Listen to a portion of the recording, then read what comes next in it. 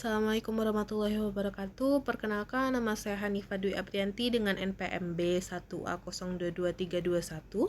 Di sini saya akan menjelaskan 3 jenis pemidanaan.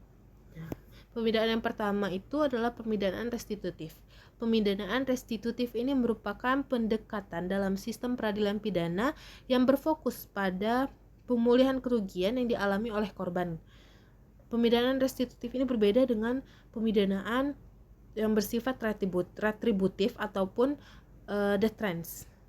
Pemidanaan restitutif ini lebih menekankan pada upaya untuk mengembalikan keadaan korban ke kondisi sebelum kejahatan itu terjadi. Tujuan utama dalam pemidanaan restitutif ini yaitu memulihkan kerugian korban, baik secara material ataupun imaterial, memperbaiki hubungan yang rusak antara pelaku, korban, dan masyarakat. Terus terdapat bentuk-bentuk pemidanaan restitutif, yaitu yang pertama pembayaran ganti rugi finansial kepada korban, pengembalian atau perbaikan harta benda yang rusak ataupun hilang, dan juga pelayanan masyarakat yang bermanfaat bagi korban ataupun komunitas. Dan prinsip dasar di dalam pemidanaan restitutif ini adalah kejahatan dipandang sebagai pelanggaran terhadap individu dan hubungan, bukan hanya pelanggaran hukum. Manfaat dari pemidanaan restitutif ini merupakan memberikan kepuasan yang besar bagi korban karena kebutuhannya itu diakui, mengurangi resiko residivisme bagi pelaku, terus mengurangi beban sistem peradilan pidana tradisional, dan mempromosikan rekonsiliasi penyembuhan dalam masyarakat. Selanjutnya terdapat pemidanaan retributif. Pemidanaan retributif ini merupakan pendekatan yang berfokus pada pemberian hukuman sebagai bentuk pembalasan atas kejahatan yang telah dilakukannya. Konsep ini berakar pada prinsip membayar kejahatan dengan hukuman yang setimpal dan merupakan salah satu pemidanaan yang tertua dalam sejarah hukum. Filosofi dasar di dalam pemidanaan retributif ini adalah berdasarkan pada konsep keadilan yang bersifat balas dendam, yaitu lex talionis, yang dimana artinya mata dibalas dengan mata, dan menganggap hukuman itu sebagai suatu hak moral masyarakat untuk menghukum pelaku. Dan juga ia memandang kejahatan sebagai pelanggaran terhadap tatanan moral dan hukuman itu harus dibalas.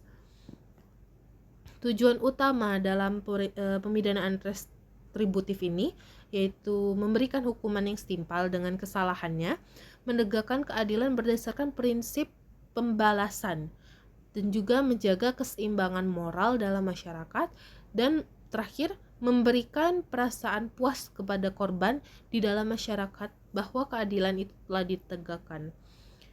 Bentuk-bentuk penerapannya itu yaitu hukuman penjara dengan jangka waktu yang ditentukan berdasarkan tingkat keseriusan kejahatannya, dan juga denda proporsional terhadap kerugian yang ditimbulkannya, dan dalam sistem tradisional dapat berupa hukuman fisik atau bahkan sampai dengan hukuman mati. Dan terakhir, pemidanaan restoratif. Pemidanaan restoratif ini merupakan pendekatan dalam sistem peradilan pidana yang berfokus pada pemulihan hubungan yang rusak antara pelaku, korban, dan masyarakat akibat suatu tindak pidana tersebut. Pendekatan ini berbeda dengan sistem pendekatan konvensional yang lebih menekankan pada retribusi atau deterrence, pencegahan. Pendekatan restoratif ini mempunyai filosofi dasar yang dimana kejahatan itu dianggap sebagai pelanggaran terhadap individu atau hubungan antar manusia, bukan hanya pelanggaran terhadap negara. Keadilan ini diartikan sebagai pemulihan hubungan